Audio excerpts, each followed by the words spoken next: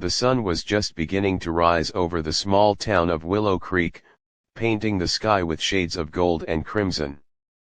The bells of St. Peter's Church rang softly in the distance, echoing through the mist-covered streets. Inside the church, Father Matthew knelt before the altar, his hands clasped in prayer. His voice was low but filled with emotion. "Lord," he whispered, "teach me to love as you loved. Help me to show kindness where there is hatred, hope where there is despair, and light where there is darkness." Father Matthew was known for his gentle heart. He had served the parish for nearly 20 years, ever since he was a young seminarian filled with zeal and dreams. But lately, he had begun to notice a growing coldness among his people. The townsfolk had become distant and self-centered. Neighbors barely spoke to one another, and those who came to church often did so out of habit rather than faith. Kindness, the very essence of Christian living, seemed to have faded from their hearts. That morning, as he stepped outside the church, the cold wind brushed against his face. Across the street sat an old woman named Mrs. Eleanor Briggs. She was wrapped in a worn-out shawl, her hands trembling as she tried to light a small stove beside her stall of wilted flowers. Father Matthew walked over and greeted her with his usual warmth. "Good morning, Mrs. Briggs. How are your roses today?" The woman looked up and forced a smile. "They're not blooming much, Father. The frost took most of them. But I still come every morning, one never knows when someone might need a flower." Father Matthew smiled, placing a few coins on her table and taking a small white rose. "A flower given in kindness never withers," he said softly. "Even if it fades here, its beauty remains in heaven." Eleanor's eyes filled with tears. "You always know how to make an old woman's heart lighter, Father." "It's not me," he replied, "it's Christ who speaks through kindness." That afternoon, Father Matthew received troubling news.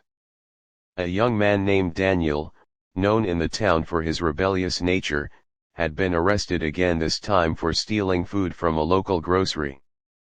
The townspeople were furious. "He's beyond saving," they said. "He should be punished once and for all." But Father Matthew felt differently. He knew Daniel's story. His father had abandoned the family, his mother had died of illness, and the boy had been left to wander the streets.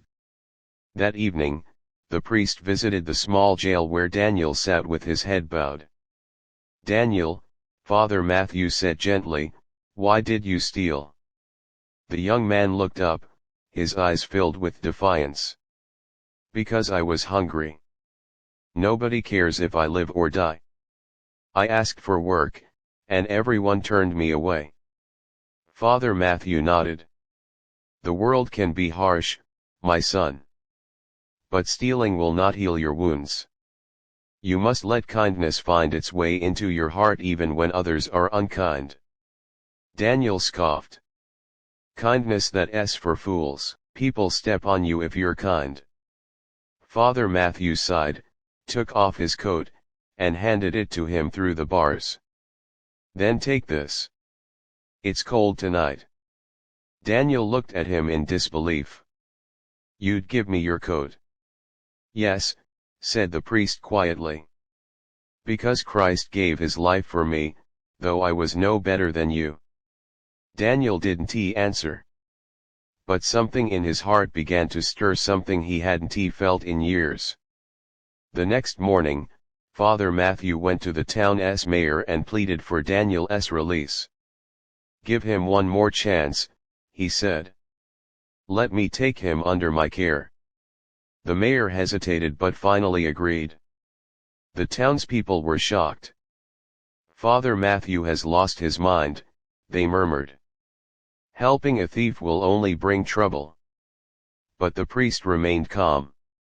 "We are called," he reminded them in Sunday's sermon, "to show mercy, not judgment. Did not Christ forgive those who crucified him? For weeks, Daniel stayed at the rectory, helping clean the church, tending the garden, and accompanying Father Matthew on his visits to the poor. Slowly, he began to change. He stopped using harsh words and started listening to the priest's gentle teachings. One evening, as they sat by the fire, Father Matthew shared a verse from the Gospel of Matthew: "Whatever you did for one of the least of these brothers and sisters of mine, you did for me." Daniel listened silently, the flames reflecting in his eyes. "Do you really believe that, Father, that being kind to others means being kind to God Himself?" Father Matthew smiled. "I don't just believe it, my son, I live by it. Kindness is the face of God in this world. But kindness is often tested in the furnace of suffering." A few months later, a great storm hit Willow Creek. The river overflowed, flooding the lower part of the town. People fled their homes in panic. St. Peter's Church opened its doors as a shelter. Father Matthew and Daniel worked tirelessly, helping the sick and the stranded. They gave away all the church's blankets, food, and candles. The priest refused to rest, tending to every child, every widow, and every stranger who came seeking refuge. Among those who arrived was Mrs. Briggs, the flower seller. She had lost her stall and all her savings. When she saw Father Matthew still smiling amid the chaos, she wept. "You've given everything, Father. What will you have left?" He smiled faintly. "Only love, dear Eleanor, and that is enough." As the days passed, the flood waters finally began to recede. The people of Willow Creek were exhausted but safe thanks to the church's kindness. Yet Father Matthew had fallen ill from exhaustion and exposure. He developed a fever that worsened quickly. Daniel refused to leave his side, bringing him water and reading to him from the scriptures. One night, the priest called Daniel close. His voice was weak but full of peace. "Daniel, promise me something." "Anything, Father." "Promise me that you will live a life of kindness. The world will try to make you hard, but remember, love always wins in the end. The cross of Christ is not a symbol of defeat, but of victory through love." Daniel's eyes filled with tears. "Don't talk like that. You'll recover." But Father Matthew only smiled. "Even if I don't, I will rest in the arms of the one who taught me kindness." That night, as the candles flickered softly, Father Matthew breathed his last breath, a faint smile on his face, as if he had just seen heaven open before him. The news spread through Willow Creek the next morning. The townspeople were devastated. For the first time, they realized how much he had done for them, how his kindness had touched every home, every heart. The same people who once doubted him now wept openly in the church courtyard. Mrs. Briggs placed a white rose the kind Father Matthew used to buy on his coffin and whispered, "A flower given in kindness never withers." Daniel stood by the altar during the funeral, his hands trembling. He had lost the man who had been more of a father than anyone else in his life.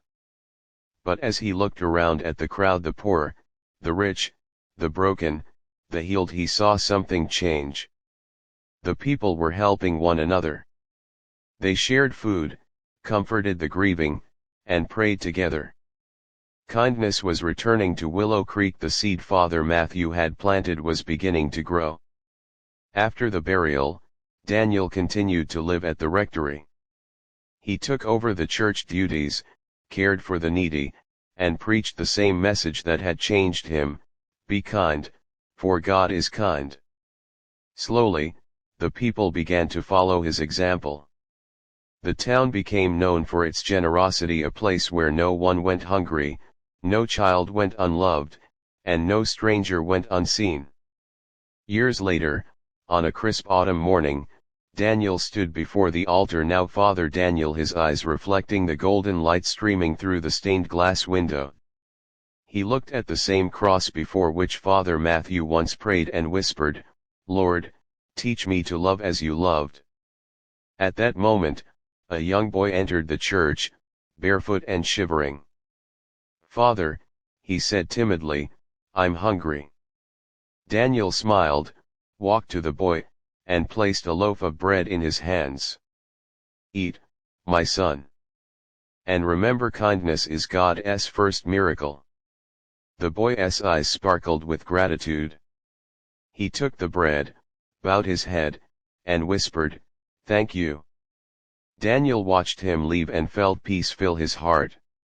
Outside, the bells of St. Peter's rang once more. The town of Willow Creek thrived not because of wealth or power, but because of a simple truth that kindness is the language of Christ, the living sermon that never ends. And somewhere beyond the clouds, perhaps smiling down from heaven, Father Matthew's voice echoed softly, "A flower given in kindness never withers." Moral reflection.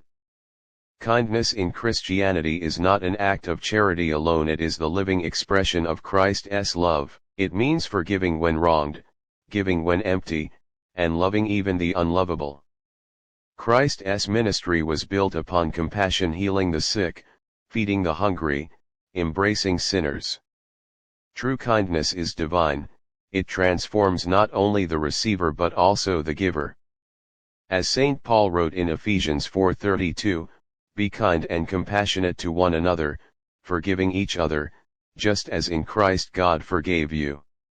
In every age, every town, and every heart that chooses to love selflessly, the Spirit of Christ lives on. Kindness is not weakness, it is the strength of heaven working through human hands.